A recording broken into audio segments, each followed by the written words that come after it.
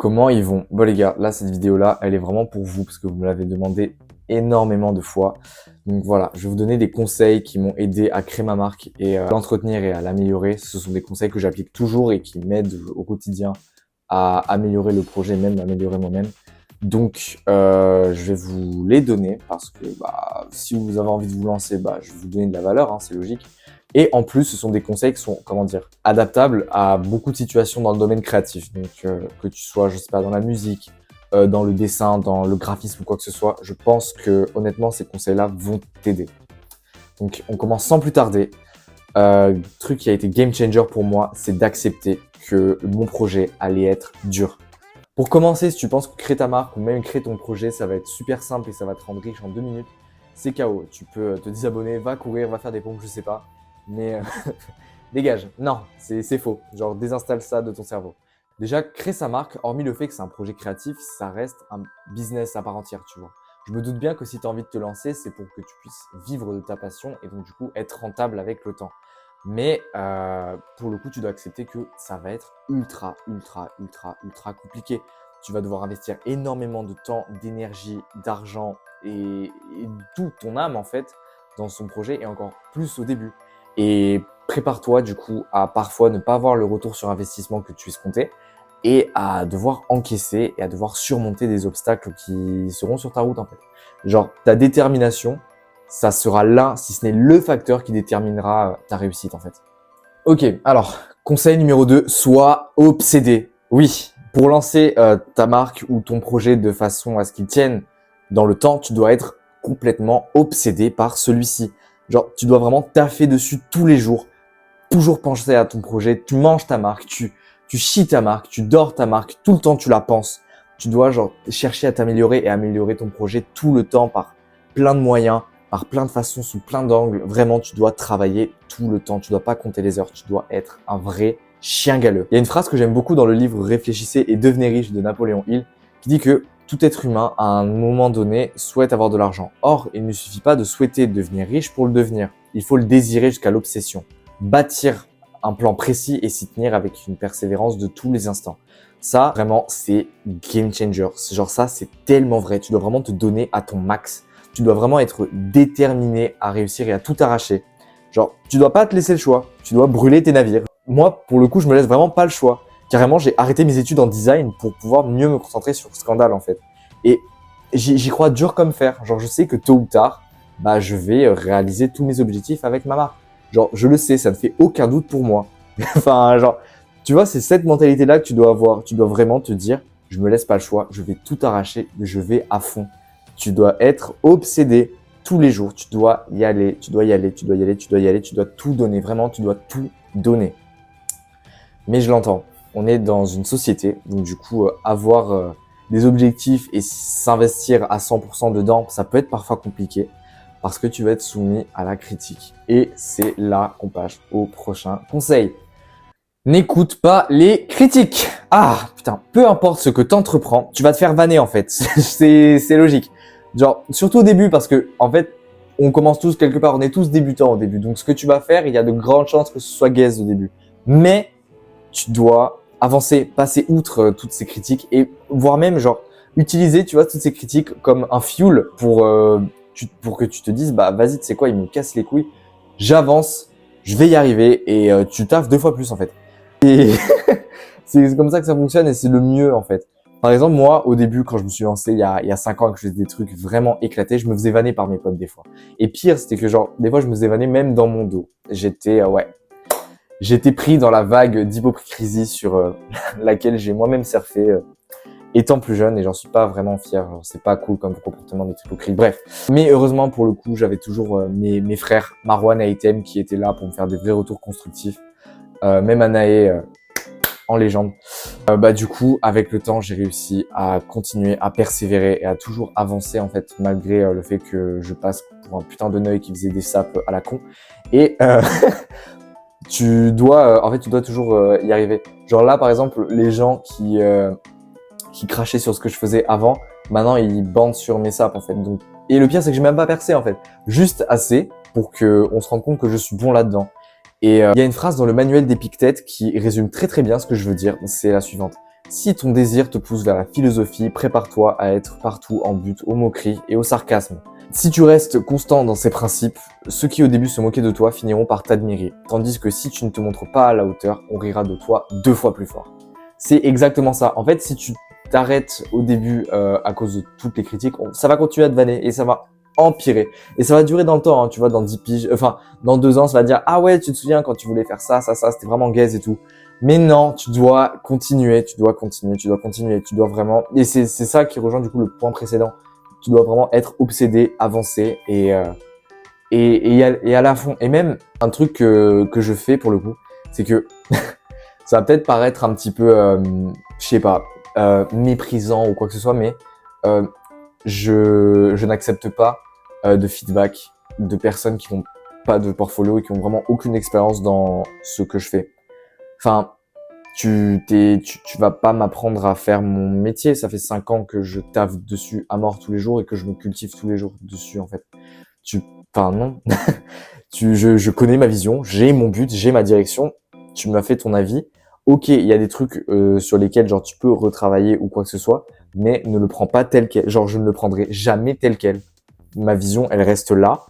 On l'aime ou on l'aime pas, c'est pas grave. Moi, je sais où je vais et c'est le principal. C'est tout. Du coup, ce qui m'a permis de passer à un autre niveau en termes de création ou quoi que ce soit et de direction artistique, c'est la culture. Donc, prochain conseil, cultive-toi. Vraiment, si tu veux te lancer dans n'importe quel domaine créatif que ce soit, tu dois te cultiver, tu dois enrichir ton catalogue de références artistiques et culture générale en fait. Genre, tu dois augmenter, tes médias où tu consommes tes références, tu vois. La plupart des gens, lorsqu'ils veulent créer leur marque ou quoi, ils ont toujours les mêmes références. Cortez, Stussy, Suprême, ils prennent leurs inspirations sur Pinterest. Du coup, tout ce qu'ils font, c'est la même chose.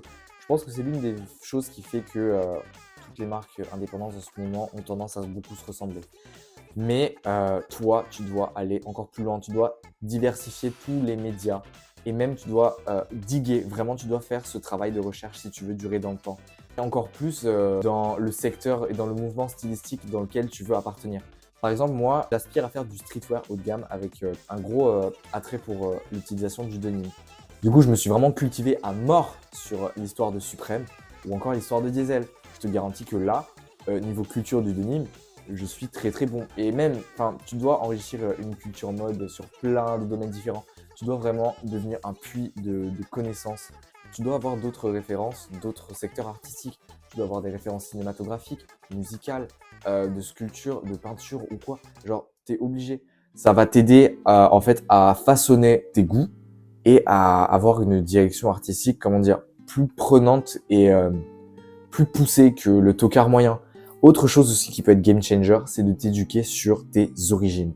Tu dois t'éduquer sur ta famille, tu dois t'éduquer sur le pays d'où tu viens, sur les coutumes, etc. Et ça va te permettre d'être plus ancré par rapport à toi-même et de peut-être d'avoir un meilleur cheminement de pourquoi dans cette culture-là il y a cette coutume-là et pourquoi je suis sujet à ça dans ma vie, etc.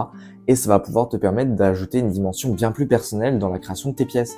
Et c'est ça qui va te permettre déjà de stand out en termes de création et d'avoir du coup une direction artistique, encore une fois, bien plus poussée que le tocard moyen. Ok, maintenant on a l'objectif, on a l'ADA, etc. Faut trouver le client. Et moi je te dirais de ne pas chercher de clients. Ne cherche pas de clients, cherche des convaincus. Alors ça va peut-être te paraître abstrait pour le coup, mais il y a vraiment une différence entre le client et le convaincu. Pour le coup, si je devais définir le client, ce serait du coup le type qui va acheter sans trop réfléchir et sans trop se poser de questions et sans forcément raisonner avec ton message et avec ton projet, tu vois. Genre il va t'acheter un t-shirt et après il va disparaître. Enfin, il va faire sa vie, tu vois, normal. Tandis que, tu vois, le convaincu, il relate à ta personne. Il aime ta personne et il aime ton travail. Tu vois, il se sent… il peut raisonner à travers ton projet, à travers ce que tu véhicules. Et c'est ça qui est ultra game changer. Genre, c'est eux qui font vraiment vivre ton projet et c'est eux que tu dois vraiment chouchouter. Enfin, perso, j'ai vu l'impact des convaincus sur Scandale à mon échelle. Donc, tu vois, on n'est pas beaucoup, on est 1500, un truc comme ça. Et c'est énorme. Genre, j'ai réussi à bâtir une communauté de convaincus qui me suivent et qui me soutiennent tout le temps, tous les jours, peu importe ce que je fais. Ils sont là. Ils me suivent parce qu'ils peuvent relate à qui je suis. Ils savent des trucs random sur moi. Genre, ils Je savent suis que un je nègre suis de un border de maintenant, matcha. tu vois. Ça Ils, ils savent que j'ai une petite sœur. Ils savent que je mange comme une fitness influenceur. Genre, ils connaissent des trucs random et ça les permet de pouvoir, comment dire, s'identifier à moi et à mon projet. Et c'est pour ça qu'ils me suivent. Et c'est ça que j'aime parce que moi aussi, de mon côté, je fais un pas en avant vers eux, tu vois. Genre, c'est vraiment un échange. Ils sont touchés parce que je suis proche d'eux, parce que je suis proche de ma communauté et j'ai bâti vraiment une relation long terme avec eux, tu vois. Genre, ils sont là, tu vois. Même comparé, genre, à d'autres marques indé qui ont plus d'abonnés de moi, je mets ma main à couper que j'ai l'une des communautés les plus engagées du marque indé corps. J'en suis sûr et certain. Je parle du corps FR au cas où. Genre, j'en suis sûr. Tu vois, t'imagines pas, genre, enfin, je sais pas, j'ai des gens qui arrivent et qui me font des reacts, genre des live reactions de mes vlogs pendant 4 minutes en messages vocaux, qui sont là, qui m'envoient des messages random pour tout et rien, qui me posent des questions pour tout et rien, qui sont vraiment là dès que j'ai besoin de quoi que ce soit. Les gens répondent, sont là, on échange, on avance. Et c'est logique parce que moi aussi je leur rends l'appareil, tu vois. Enfin, je fais au mieux. Enfin, on est tous des humains, tu vois, donc je suis personne pour faire ma star et pas répondre à vos messages, quoi que ce soit, quand vous m'en envoyez. Au contraire, genre, tu m'envoies un message, mais il n'y a pas de souci, mec, on va parler, mais de fou malade. Genre, à travers ça, tu vois, j'essaye de véhiculer un petit peu l'état d'esprit de Scandale à travers chaque individu qui est là et qui échange avec moi. Et c'est ça qui est vraiment game changer et qui fait que j'ai pas mal de clients qui achètent à chaque drop depuis le BBC, quoi, donc depuis 1 an. Donc c'est énorme. Et vraiment, ma communauté, c'est l'un de mes plus gros assets, en vrai, en termes de tout ce que j'ai. Et évidemment, je vous remercie pour ça. Et j'éprouve énormément de gratitude au quotidien pour tout ça. D'accord. Et qu'est-ce qui m'a permis de créer cet asset et de l'agrandir et de le faire grossir de jour en jour? C'est le personal brand. Je suis convaincu que pour réussir à se démarquer, il faut que tu te mettes en avant. C'est obligé. En fait, il y a tellement de marques qui se créent tous les jours que tu es obligé de stand out, soit par tes designs, soit par ton personal brand, ou les deux, en fait. T'es obligé d'avoir les deux. C'est obligé. Genre, t'es obligé de montrer à ton audience, genre, qui tu es, ce que t'aimes, ce que tu fais, comment tu le fais, et pourquoi on devrait te suivre, en fait. C'est tout. Genre, tu dois devenir l'ambassadeur numéro 1 de ton projet, que ce soit dans la mode, que ce soit dans le graphisme, que ce soit dans la peinture, que ce soit dans la musique ou quoi que ce soit, tu dois devenir vraiment le porte-parole de ton projet. Les gens doivent pouvoir associer ton art et ta tête, toi, ta personne en fait. Et c'est quelque chose qui est game changer parce que du coup, les gens vont pouvoir relate et s'identifier à qui tu es et à ta personne et à ton projet. Genre même aux expériences que tu leur partages, tu vois. C'est tout con, mais c'est vraiment ça qui crée du coup un lien entre toi et ton audience. Après, attention, je te dis pas de trauma dump toute ta vie sur TikTok, mais partage un petit bout de ta vie à ta commu, tu vois. Genre, moi, je le fais surtout sur Instagram. Maintenant, je commence un peu sur YouTube, tu vois. Et ça m'a permis vraiment de briser cette barrière qu'il y a entre, tu sais, eux et moi. Tu vois, genre, j'ai aucune raison de refaire ma star, en fait, comme je l'ai dit. Donc, moi, je kiffe échanger avec vous et c'est trop cool. Enfin, vraiment, c'est vraiment game changer. Tu dois vraiment partager ta vie, ton audience, qui tu es et des choses random sur toi. Genre, t'es obligé, t'as pas le choix en fait. Ça va te permettre de mieux relate et de directement raisonner avec les gens qui sont, ta target audience mais plus précise et du coup de gagner plus de convaincus et d'être plus pérenne avec le temps. Donc, n'aie pas peur. N'aie pas honte. Tu es qui tu es, c'est génial. Montre au monde, montre-nous qui tu es, ce que tu fais et pourquoi on devrait te suivre, c'est tout. Genre, te prends pas pour quelqu'un d'autre, ne sois pas Clint, ne sois pas Flub, ne sois pas n'importe qui. Sois toi-même, c'est tout. Ça va le faire. Avance, montre-nous ta vie, montre-nous tes proches, comment tu penses, etc.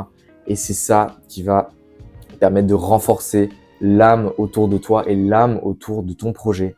Et c'est vraiment ça qui est l'un des piliers qui me permet de durer dans le temps et d'avoir une communauté qui est vraiment soudée et qui me permet de pouvoir vivre, enfin je vis pas de mon projet mais de pouvoir me permettre d'évoluer avec le temps en termes stylistiques et même en termes de com et de quoi que ce soit parce que pour le coup là j'ai prévu du lourd, là je fais ma petite pub mais j'ai prévu du lourd. Ok mec, conseil bonus, là je l'ai même pas noté dans mon script mais je pense que c'est vraiment peut-être la base là, en vrai, ce que je viens de te donner, c'est pas vraiment genre des conseils en mode oui, tu dois faire ça au niveau usine, comment contacter, comment créer ou quoi que ce soit. Là, genre, je te donne vraiment les fondations du mindset que tu dois avoir pour te lancer dans n'importe quel projet. Je ferai une vidéo, évidemment, comment je crée, comment je contacte des usines, comment, bah oui, tu passes du tech pack à, enfin, comment créer ton produit de A à Z. Enfin bref, vraiment là, le dernier conseil que j'ai à te donner, qui est sans doute le plus important, c'est de prendre soin de ta santé mentale. En fait, tu es obligé, si tu veux entreprendre quoi que ce soit, d'avoir un mental solide et un mental stable. Et c'est sûr, en fait, si tu n'es pas stable toi-même, comment tu veux créer quelque chose de stable si toi, dans ta tête, ça va pas? Donc, prends du temps pour toi, pour le coup. Soigne-toi, essaye de changer, je sais pas, tes habitudes, d'aligner, enfin, je sais pas, 100% de ta vie en fonction de ton but. Et donc, du coup, bah, d'avoir une meilleure santé mentale, de faire attention, de méditer, de lire, de faire du journaling, de la gratitude, tout ça, de faire du sport. Vraiment, tout ça, ça va vraiment t'aider. Et faut juste que tu switches un petit peu de mindset et que tu arrives à vraiment te dire que là, oui, tu vas te lancer dans quelque chose et tu vas te lancer à fond. Ça va être dur, ça va être parfois chiant, mais ça va valoir le coup et tu dois vraiment faire ce taf, d'avancer, de prendre soin de toi, vraiment prends soin de toi et d'aller au bout parce que tu peux pas, en fait, si t'as pas la santé mentale et la détermination nécessaire, tu risques bah, déjà de mal faire les choses, de pas te donner à fond et donc du coup bah fatalement de pas avoir d'avoir encore moins les résultats escomptés. Donc vraiment mec, donne tout et stabilise-toi. C'est tout. Stabilise-toi, c'est la base de tout en fait. Voilà. Bref, c'est tout pour moi. Fin de la vidéo. J'espère que ça vous a plu. Gros bisous et à bientôt.